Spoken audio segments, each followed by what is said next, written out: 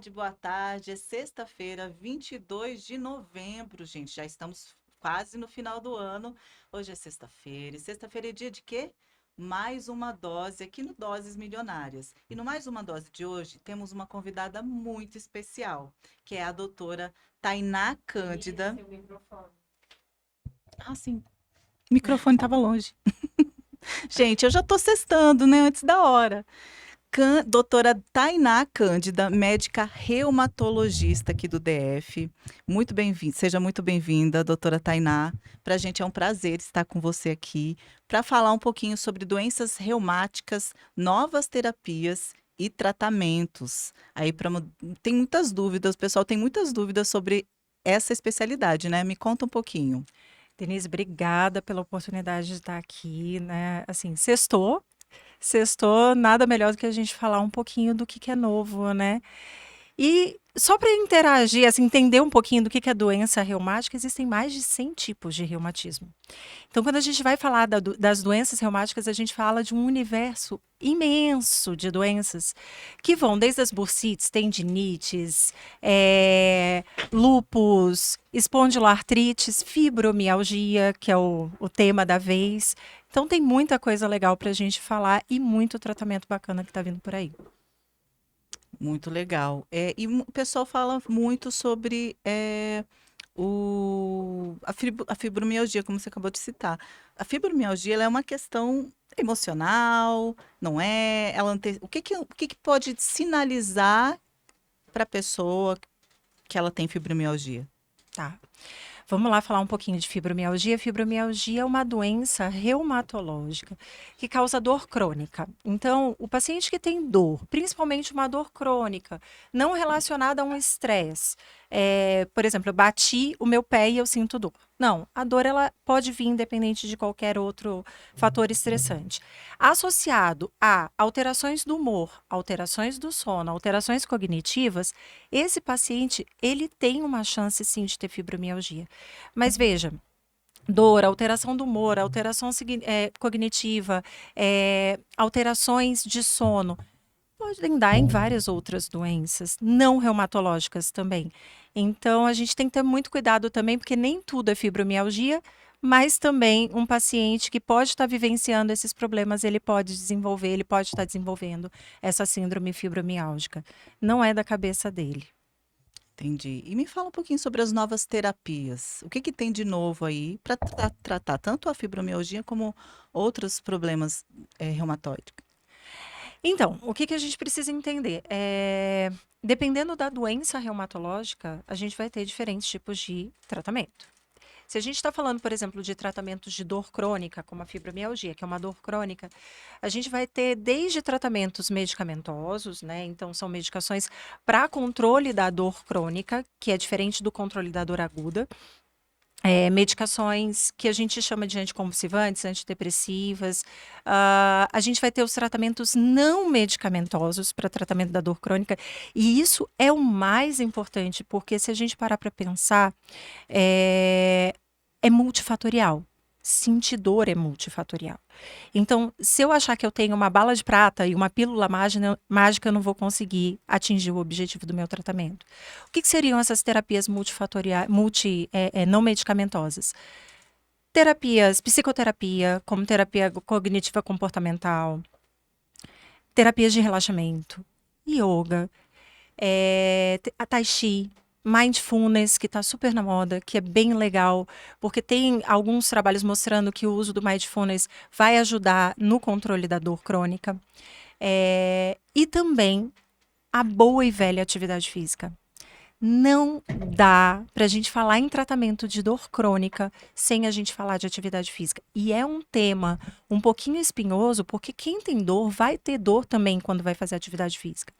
E aí entra os nossos bons colegas da educação física, que eles vão adaptar. Então, não existe um exercício único. Existem adaptações para que o paciente consiga fazer a atividade física dele, produzir os neurotransmissores que ele precisa produzir, se sentir bem, para que ele dependa menos da medicação. Então, é esse tripé, né, de terapia medicamentosa, psicoterapia E a atividade física é fundamental para todo paciente que tem dor crônica e para quem tem fibromialgia. Aí a gente vai pensando nas outras doenças reumatológicas, aí é um universo, dependendo do tipo de doença que a gente está falando. Ou seja, você levar uma vida mais saudável, com mais bem-estar, né? Pensar na sua saúde mental, buscar isso tudo ajuda na terapia, né? Não é só um lado. Porque tem muita gente que fala assim, ah, eu tô com diabetes, vou tomar remédio, continuo comendo açúcar. Sim. Não é, não Exato. toma remédio para continuar comendo açúcar, gente. Então, se você tem fibromialgia, para quem quer não quer fazer atividade física, né? Tá naquela vida sedentária, é claro que ela tem dor, não estou menosprezando isso, mas acaba sendo uma bengala, né? De, eu estou com dor, não vou fazer nada. E, na verdade, se você fizer, e eu tenho uma amiga que tem fibromialgia, e ela fala, eu não posso parar de fazer atividade física, eu vou todos os dias para academia, de segunda a domingo. Sim. Porque ela não pode parar, ela já percebeu o quanto é benéfico para ela estar em movimento. Então, isso é muito importante, né? A gente foi feito para estar em movimento. O ser humano, o nosso corpo foi feito para estar em movimento. E quando a gente tem dor, e aí a gente esquece um pouco quem tem dor crônica, vamos falar a gente, né? Que não tem dor crônica, que não tem um diagnóstico de fibromialgia. Vamos pensar que quando a gente quebra um braço, a primeira coisa que a gente vai fazer é proteger o braço. Deixar ele quietinho, paradinho, porque a gente tem essa fobia, essa cinesiofobia. Quem tem dor crônica vai ter cinesiofobia, isso é natural.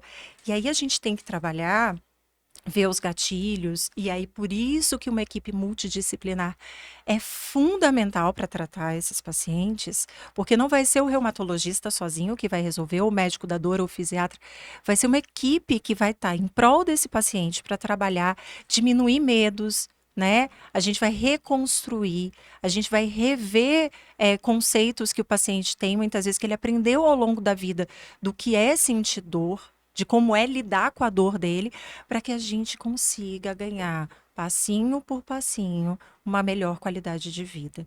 Então, assim, Isso, muito interessante. Né? terapias novas, na verdade, são velhas terapias, né? Não é legal tomar remédio.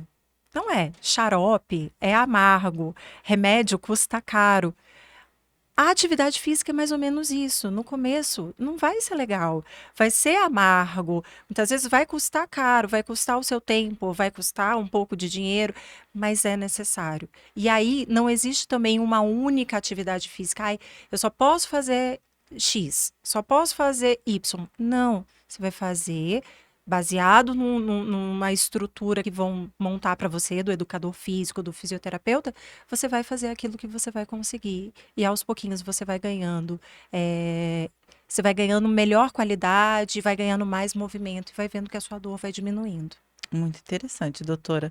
E a gente fala-se muito do diagnóstico precoce em todas as doenças, em todas as questões. O diagnóstico precoce, ele também pode mudar o curso das doenças reumáticas? Como é que funciona? Pode. Principalmente porque se a gente for parar para pensar que a maioria das doenças reumatológicas, as doenças reumáticas, elas vão ter a dor como uma base comum a todas elas. O diagnóstico precoce, muitas vezes, de uma doença vai impedir que você piore ou que você permita que essa dor ela se torne crônica. Um exemplo.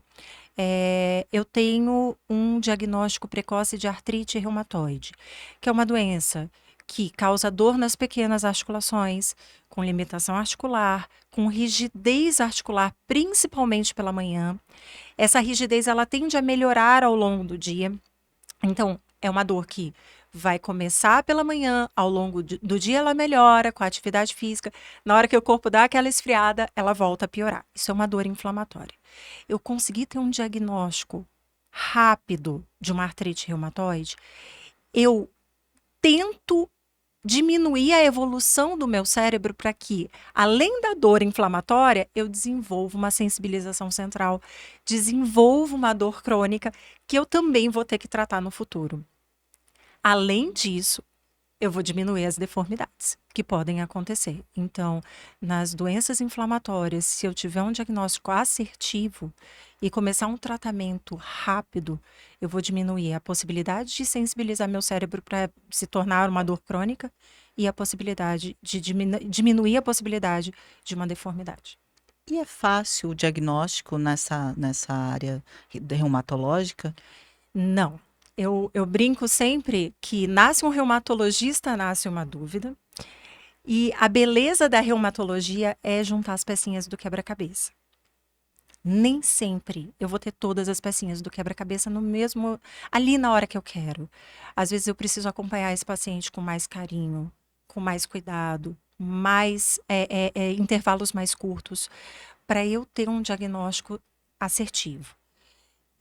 Até porque para eu ter um tratamento assertivo, eu preciso diferenciar. Existem tratamentos diversos para um lúpus, para uma artrite reumatoide, para uma fibromialgia. Existem tratamentos diferentes e que, se muitas vezes eu não diagnostico de maneira correta, eu posso estar perdendo tempo, posso estar fazendo um tratamento que ali não vai estar fazendo tanto efeito e esse paciente vai estar progredindo do mesmo jeito. É um papel de detetive que a Por gente isso, faz. por isso é a importância da especialidade, né? Sim. De sempre procurar um especialista no assunto porque geram muitas dúvidas do paciente, né? Um fala que é uma coisa, outro fala. Então tem que procurar um médico especialista em reumatologia para poder ver isso, né? E sobre as doenças ainda, as doenças reumáticas, quais são as mais comuns? Quais que chegam assim no seu consultório são as mais comuns? Tá, dentro da reumatologia, mais comum são as doenças osteomusculares. Então, se a gente for pensar, é quase tudo. São as bursites, as tendinites, a osteoartrose, que é aquele desgaste articular da cartilagem, a osteoporose também, que a gente sempre tem que lembrar que a nossa população está envelhecendo. Ainda bem, nós estamos vivendo muito, então a gente vai ter cada vez mais pacientes com diagnósticos de osteoartrose e osteoporose. Mas dentro das doenças autoimunes, então pegando esse braço mais da autoimunidade, o que a gente vai ter mais no consultório é a artrite reumatoide, um pouco de lúpus, dependendo do serviço que você trabalha, as espondiloartrites, que são primas da artrite reumatoide, como a espondilite anquilosante e como a artrite psoriásica, por exemplo. E essas doenças não fazem parte ainda das doenças raras. Ou sim, a reumatoide sim, né? A artrite. Na verdade, as doenças raras, elas vão começar cada vez mais a Sim não ser mesmo. raras, Exatamente. né? E que bom, né? Porque se a gente parar para pensar que a gente está fazendo mais diagnóstico, que a gente está fazendo mais diagnóstico assertivo, que a gente está tratando melhor esses pacientes, elas vão deixar de ser doenças raras. Mas sim, existem ainda doenças que a gente pode considerar muito raras, como as vasculites dentro da reumatologia, né? E aí que também são doenças de mais difícil diagnóstico, ou as doenças relacionadas, por exemplo, a questões de autoinflamação, doença de BC, doenças genéticas, né? Então, é Que um não escolhe idade, mundo. né? Porque tem muitas Não. doenças reumatológicas que são da idade mesmo, né? Vem com a idade. E outras, as doenças raras, no caso, não escolhe idade. Na verdade, a gente tem que entender que, dependendo do perfil da doença, a gente vai ter faixas etárias um pouco mais acometidas.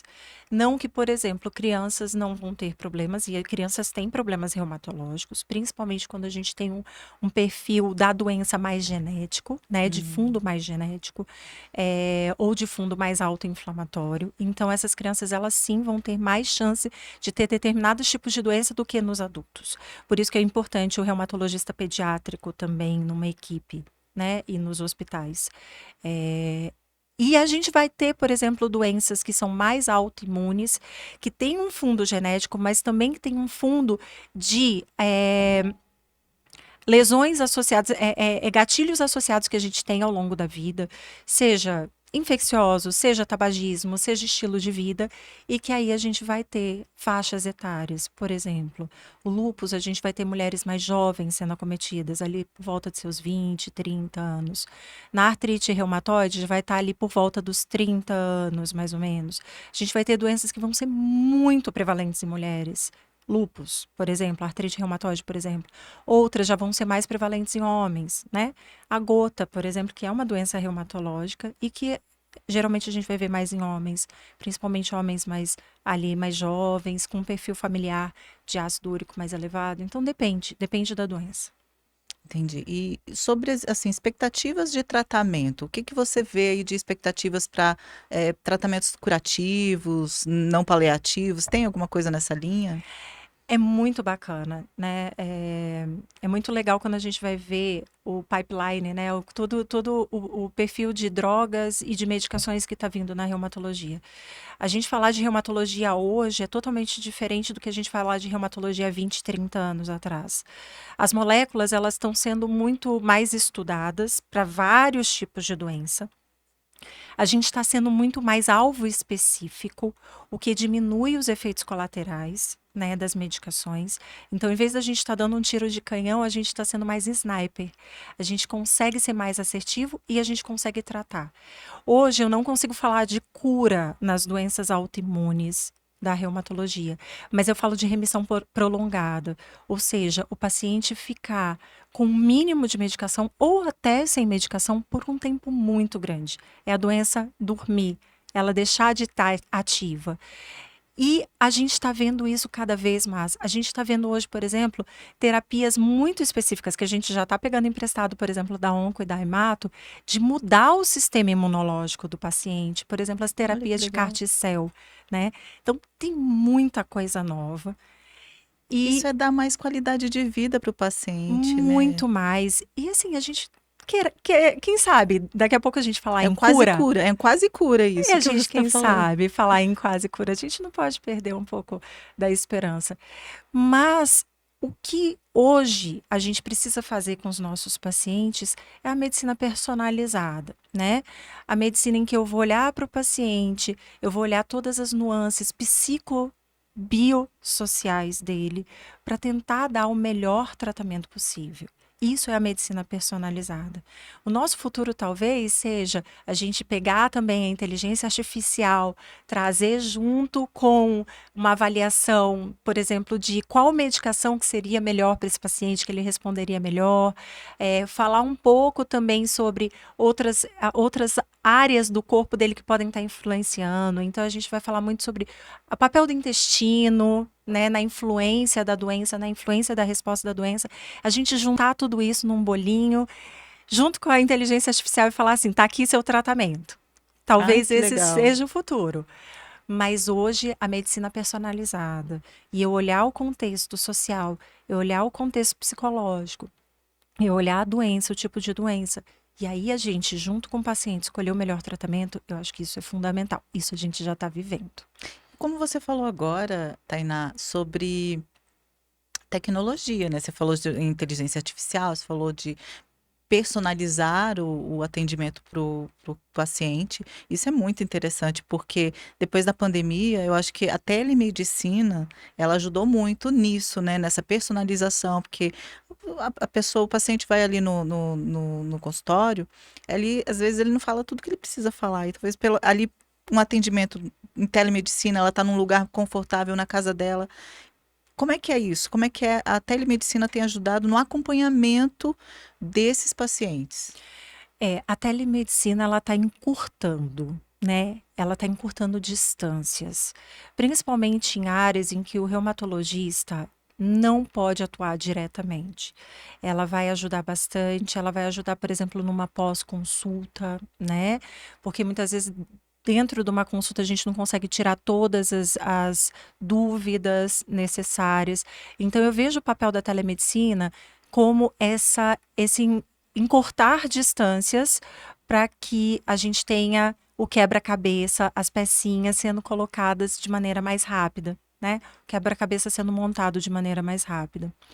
Além disso, a gente tem a telemedicina também para ajudar a gente, e aí pensando já num futuro que não é tão futuro, que já está acontecendo, de ajudar a gente a também a montar o quadro clínico do paciente.